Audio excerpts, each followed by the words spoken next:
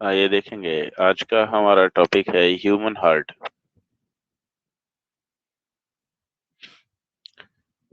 Basically हमको इस chapter में ह्यूमन सर्कुलेटरी सिस्टम के बारे में बात करना है। Heart is a muscular structure ventrally located in the lower mediastinum and shifted more towards the left side of the cardiac notch। हमारा हार्ट मस्कुलर स्ट्रक्चर होता है। पोजीशन इसकी वेंट्रली लोकेटेड होता है, लोअर मेडियास्टाइनम होता है। मेडियास्टाइनम मतलब होता है space between the both lung.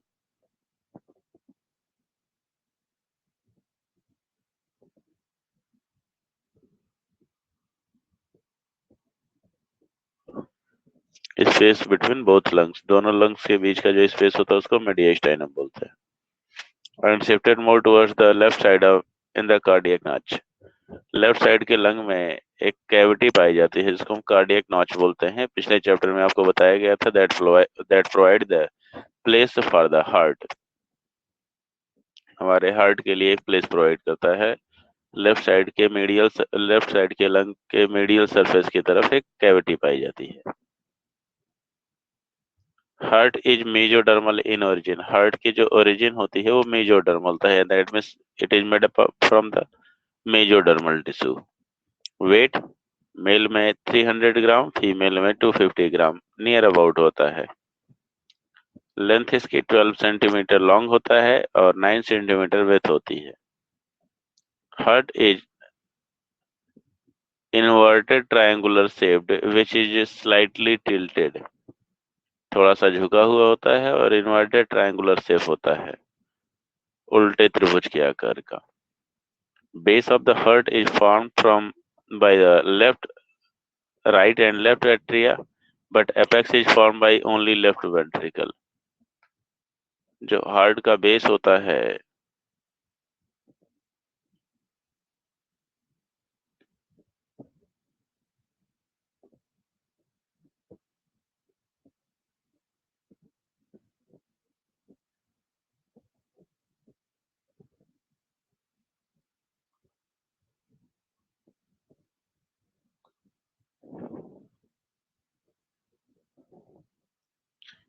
ये आपका लेफ्ट एट्रिया हो गया, लेफ्ट वेंट्रिकल हो गया, राइट एट्रिया हो गया, राइट वेंट्रिकल हो गया। The widest part of the heart is known as the base, and narrower region of the heart is known as the apex। जन आपसे बोला जा रहा है base is formed by the both left and right atria, but apex is form by only left ventricle. इसका apex वाला reason जो होता है वो सिर्फ लेफ्ट वेंट्रिकल के द्वारा बनाया जाता है।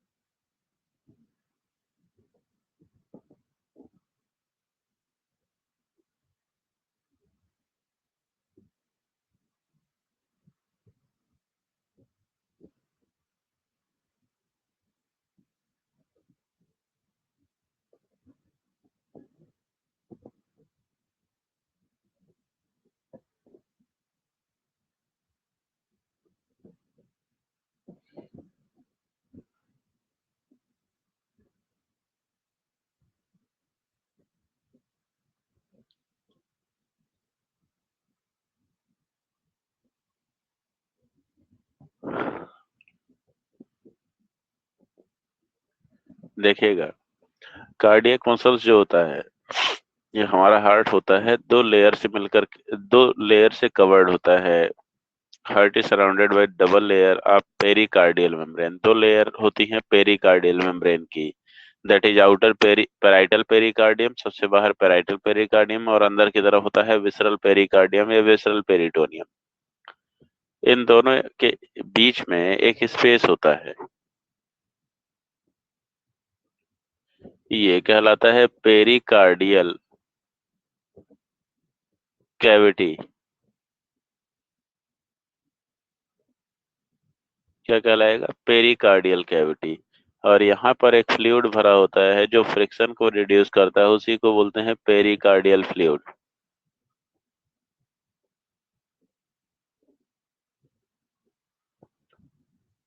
पेरिकार्डियल कैविटी, उसके अंदर प्रेजेंट होता है पेरिकार्डियल फ्लूइड।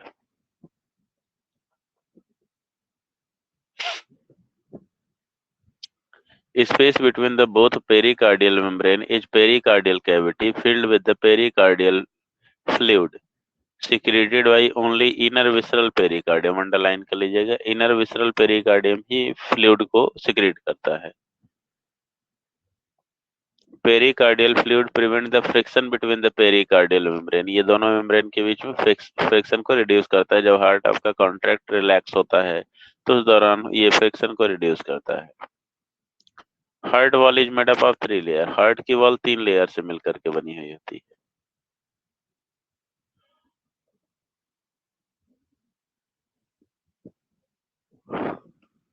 इपिकार्डियम, मायोकार्डियम और इंडोकार्डियम।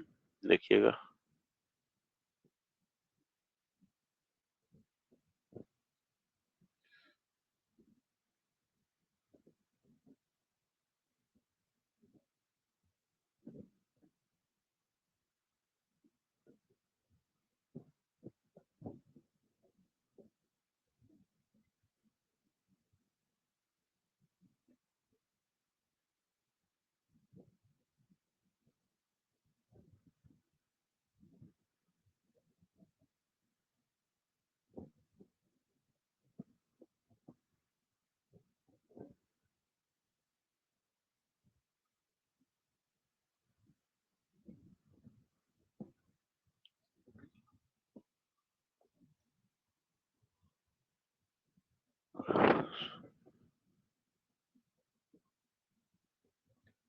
एपिकार्डियम बीच वाला थिक मस्कुलर होता है। मायोकार्डियम और अंदर वाला लेयर होता है इंडोकार्डियम।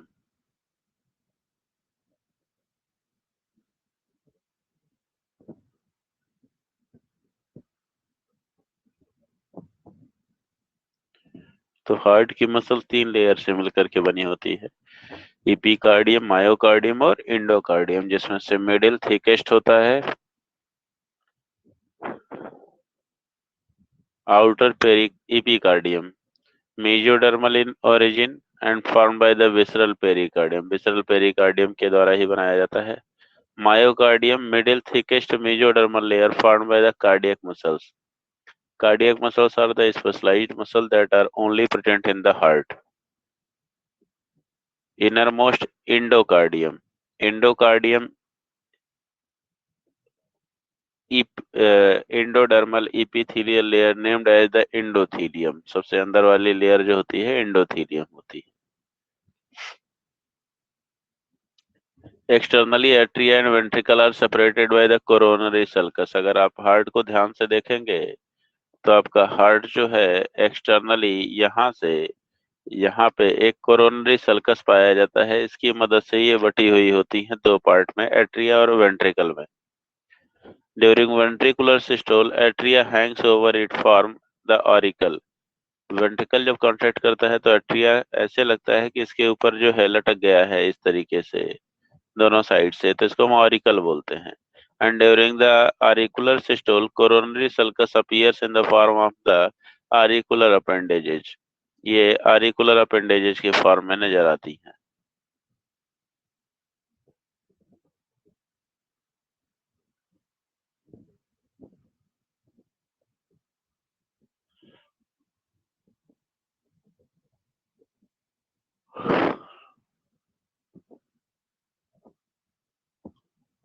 नेक्स्ट है हार्ट का स्ट्रक्चर।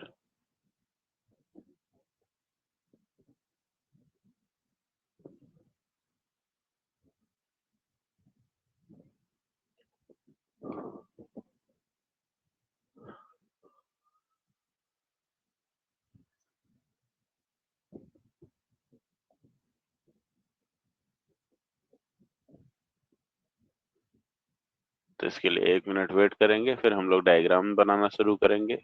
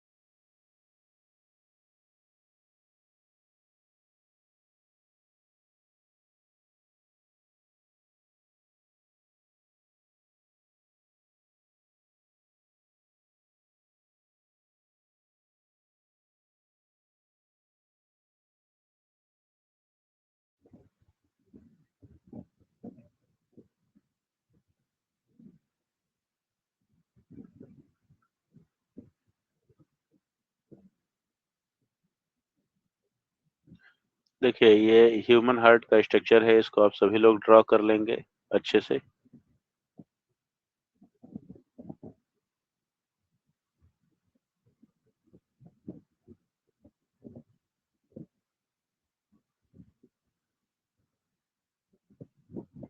आप लोगों को मैं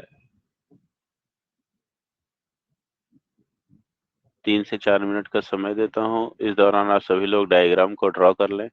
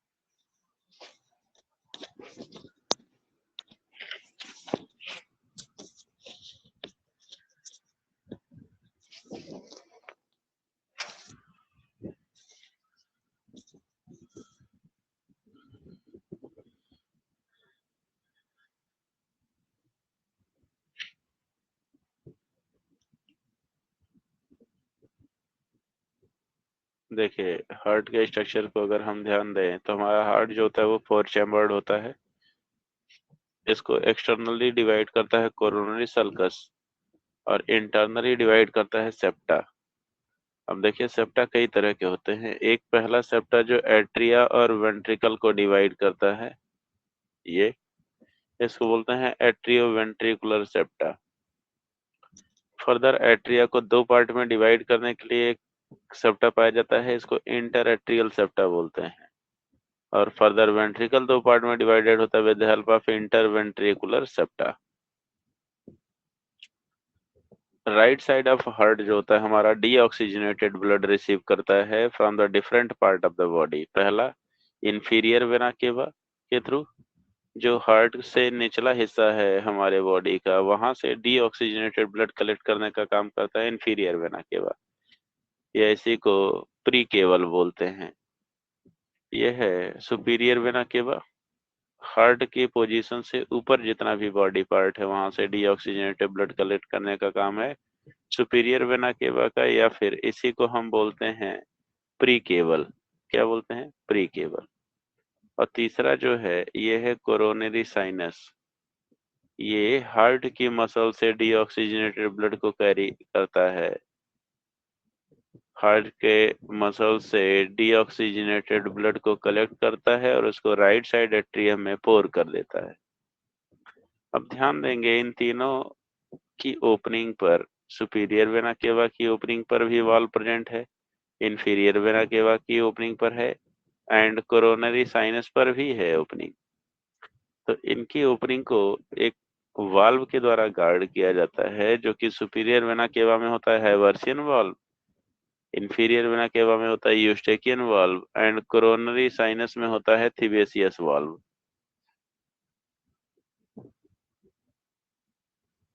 फिर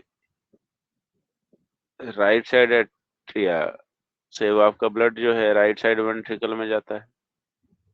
फिर देखिएगा लेफ्ट एट्रिया जो है ऑक्सीजनेटेड ब्लड रिसीव करता है फ्रॉम द लंग्स। तो लंग से जो है 4 पल्मोनरी वेन निकल करके आती हैं, हर एक लंग से 2 आती हैं पल्मोनरी वेन्स। ये ऑक्सीजनेटेड ब्लड को लेकर हमारे लंग्स से हमारे हार्ट में आती। फिर एक स्ट्रक्चर देख रहे होंगे आप कि जो है आपके इंटर एट्रियल सेप्टम में कॉन्केविटी है, गड्ढा है राइट साइड एट्रियम की तरफ, जिसको हम फोसा ओवैलिस बोलते हैं। तो ये फीटल लाइफ में जो है फोसा ओवैलिस था, मतलब यहाँ पर एक ओपनिंग हुआ करती थी, जो कि अब कन्वर्ट हो गया है फोरामेन, सॉरी फोसा। जो है पहले फीटल लाइफ में हुआ करता था फोरामेन ओवल, जो कि एडल्ट में कन्वर्ट हो गया है, वो कन्वर्ट हो गया फोसा ओवैलिस में। फोरामेन का मतलब होता है ओपनिंग, फोरामेन का मतलब होता है छेद एक होता है। तो उसके थ्रू ये लेफ्ट और राइट साइड एट्रिया का जो ब्लड है वो आपस में इंटरमिक्स होता था। लेकिन जन्म से पहले ही ये हील हो जाता है, भर जाता है, और हमारा ऑक्सीजनेटेड डीऑक्सीजनेटेड ब्लड मिक्स नहीं करता है। तो इसी हीलिंग को हम बोलते हैं फोसा ओवैलिस। फिर आपको ये ब्लू कलर से दिख रहा होगा कि एट्रियल वॉल जो है ये काफी थिन होती है, that is made up of pectinate muscle. ये इसी को मस्कुलिनाई पैक्टिनाई बोलते हैं।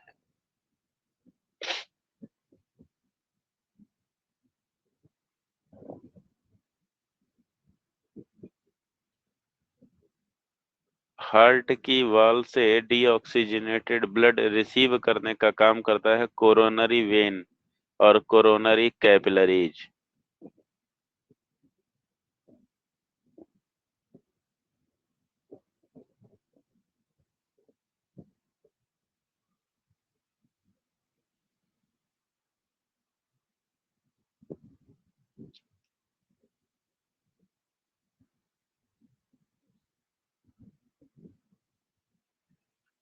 पॉइंट देखेंगे, atria and ventricle are separated into left and right chamber by inter atrial septum and interventricular septa. इसकी मदद से जो है एट्रिया दो पार्ट में और वेंट्रिकल दो पार्ट में बट जाता है।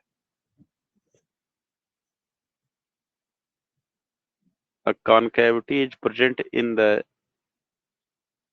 interatrial septum towards the right side atrium, named as the fossa ovalis, are that represent the fetal foramen ovale. तो ये फीटल लाइफ में फोरामेन ओवेल का काम करता था, जो कि बाद में हील हो जाता है और कन्वर्ट हो जाता है फोसा ओवेलिस में।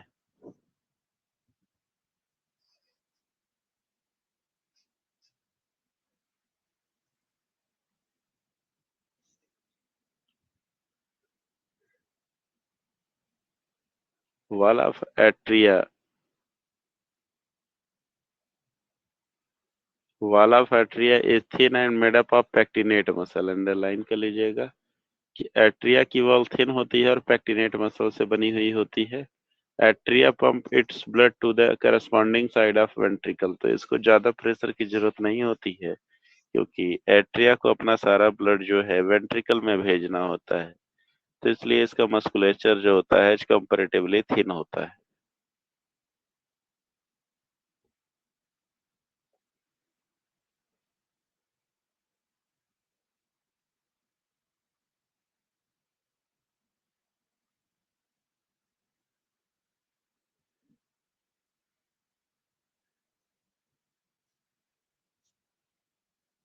Right atrium receives deoxygenated blood from the different part of the body. Body के अलग अलग हिस्सों से राइट साइड एट्रियम आपका डीऑक्सीजनेटेड ब्लड रिसीव करता है। जैसे पहला है inferior vena cava,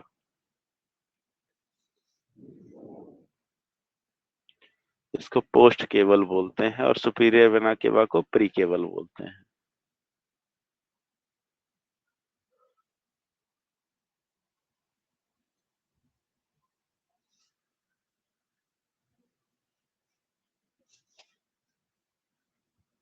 It collects deoxygenated blood from the body tissue located inferior to the heart।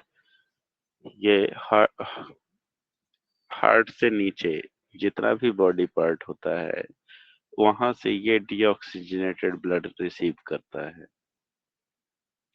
In its opening in the right atrium, eustachian valve is present, which prevent the backflow of the blood from the right atrium to the left vena cava, yeah, to the inferior vena cava।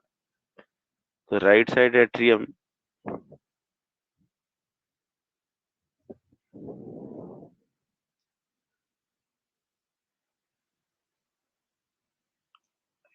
में जब inferior vena cava की opening होती है, तो वहां पे एक valve पाया जाता है जिसको हम बोलते हैं यूस्टेकियन वाल्व, जो कि बैक फ्लो को रोकता है कि आपके राइट साइड एट्रिया से वापस ब्लड जो है इंफीरियर वेना केवा में ना जाने पाए।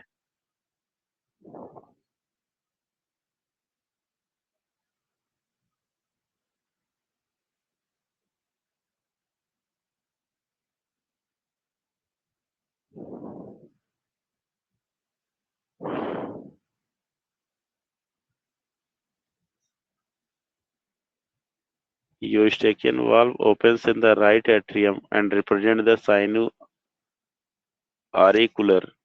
valve of ancestral heart। जो अभी आपने इसके पहले कॉर्डेटा में हार्ट पढ़ा, फिशेस का, एम्फीबिया में, रेप्टाइल्स का, तो वहां पे आपको बताया गया था कि राइट साइड जो एट्रियम होता है उससे एक एक्सेसरी चैम्बर जुड़ा होता है, साइनस वेनोसस। तो वहां पे भी वाल्व पाया जाता है, ऐसे वाल्व वहां पे भी बोलते हैं, साइनोआरिकुलर वाल्व बोलते हैं। वही यहाँ पे अब कन्वर्ट हो जाता है यूस्टेकियन वाल्व में।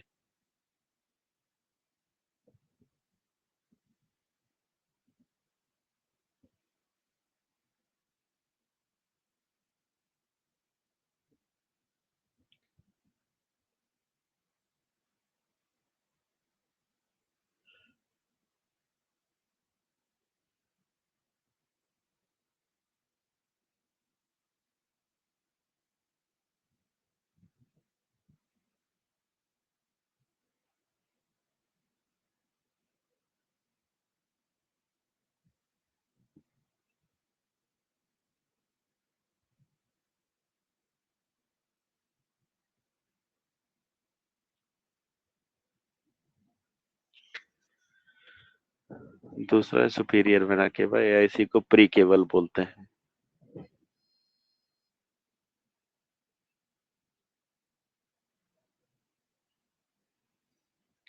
It collects deoxygenated blood from the body tissue located superior the heart. Heart से ऊपर का जितना भी बॉडी पार्ट होता है वहां से डीऑक्सीजनेटेड ब्लड लाने का काम करता है सुपीरियर वेना केवा।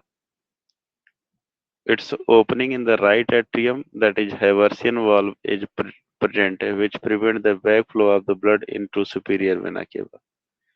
तो इसकी ओपनिंग जहाँ पे राइट साइड एट्रियम में होती है वहां पे हैवर्सियन वॉल्व पाया जाता है जो बैक फ्लो को रोकता है। अगला है Eustachian valve are functional only in the foetus and non functional in the adult man. इसके अलावा है Eustachian tube present between the nasopharynx and middle ear cavity. Third and last देखेंगे coronary when.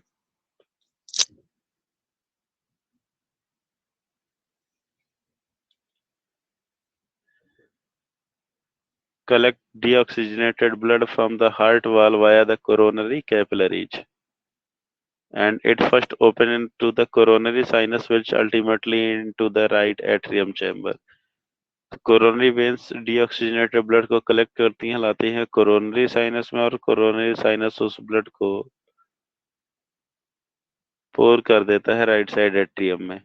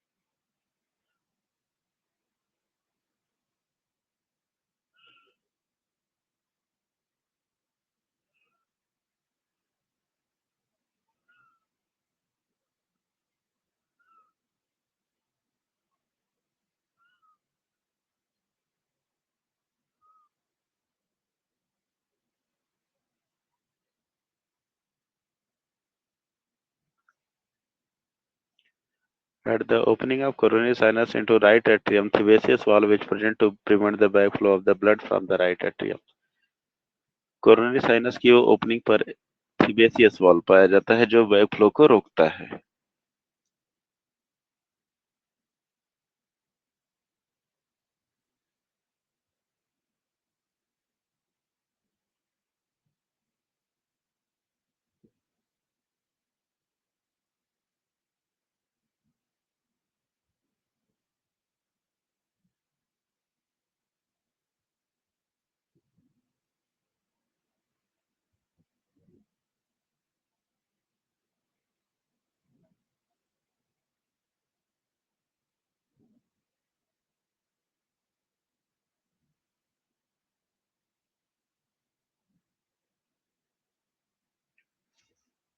Left atrium receives only deoxygenated blood from the lungs via the pulmonary vein. Number of pulmonary vein 4 in the number, that is 2 from each lung. Left side का atria जो होता है वो सिर्फ और सिर्फ oxygenated blood receive करता है जो कि लंग्स के द्वारा भेजा जाता है, पल्मोनरी वेन लेकर आती है। पल्मोनरी वेन का नंबर 4 होता है, तो हर एक लंग से निकलती है। Atria and ventricle are separated with each other by the non-muscular fibro atrioventricular septa with the atrioventricular opening. अब इसके लिए जो है आपको एक दूसरा डायग्राम देखना पड़ेगा, तो इससे पहले आप लोग ये डायग्राम ड्रॉ कर लेंगे।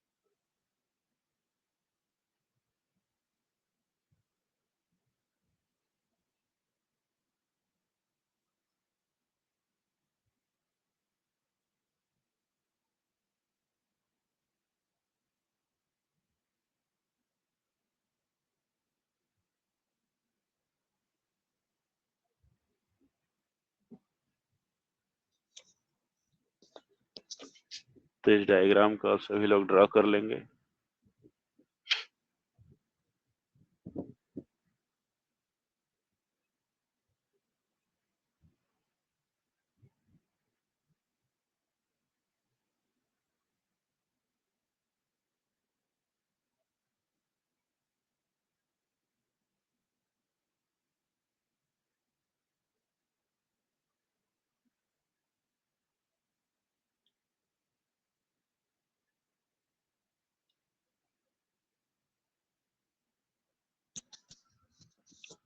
इस डायग्राम को ड्रा करने के लिए मैं आपको 2 से 3 मिनट का समय देता हूँ। फिर मैं अगली क्लास में इसके बारे में डिस्कस करूंगा। तब तक आप सभी लोग इस डायग्राम को ड्रॉ कर लें।